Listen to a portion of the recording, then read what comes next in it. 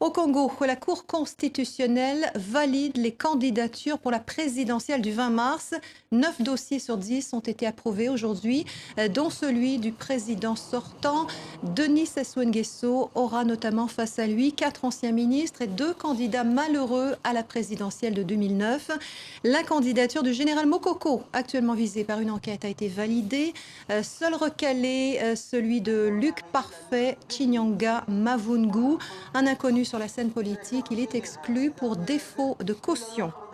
Dire que ce n'est plus le pont fantôme. Voilà plus de 10 ans que l'on parle d'une infrastructure entre Kinshasa et Brazzaville. Aujourd'hui, le NEPAD, le nouveau partenariat pour le développement de l'Afrique, un plan panafricain de lutte contre la pauvreté, a pris les choses en main.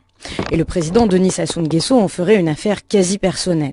Rodolphe Adada, ministre des Transports du Congo-Brazzaville. Il y a un certain nombre de projets du NEPAD jugés importants en Afrique qui ont été confiés à des chefs d'État pour les promouvoir. Et c'est le président Denis Sassou Nguesso qui a été chargé de ce pont sur le fleuve Congo. Aujourd'hui, on peut dire que ce n'est plus un serpent de mer, c'est simplement un projet qui va très rapidement trouver son épilogue. Le site choisi pour le pont se trouve à 60 km en amont des 2 capitales.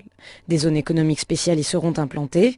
Le pont sera double pour le rail et la route. Pour Jean-François Coutin, directeur du chemin de fer du Congo-Brazzaville, même si le site demande des ajustements, le jeu en vaut la chandelle. Les voies de chemin de fer arrivent actuellement jusqu'au port de Brazzaville, le long du fleuve Congo. C'est là où seront déchargés nos trains blocs de containers. Mais pour accéder au pont routier et ferroviaire qui va être construit, il est nécessaire d'avoir une bretelle de contournement, une bifurcation bien en amont de la ville de Brazzaville. Je pense que les réservations de terrain ont déjà été faites. Eu égard à la demande, ne serait-ce que du pôle urbain de Kinshasa, il y a des perspectives de développement qui sont énormes, en particulier justement en trafic container. Le pont devrait coûter plus de 400 millions d'euros.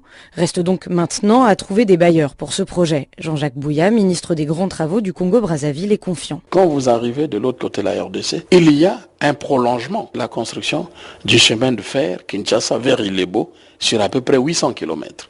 Il s'agit aujourd'hui de créer les moyens de connecter l'ensemble des voies ferrées du continent pour être en mesure de quitter le nord de l'Afrique vers le sud de l'Afrique. Ce projet économique fort est le prolongement de ce que nous appelons le corridor 13 de Tripoli à Windhoek. Donc, ceux qui investiront et qui apporteront leur contribution dans ce type de projet ne seront pas perdants. Les études auront quant à elles coûté 6 millions d'euros, financées par la Banque africaine de développement. Gaël Lalex, de retour de Brazzaville, RFI.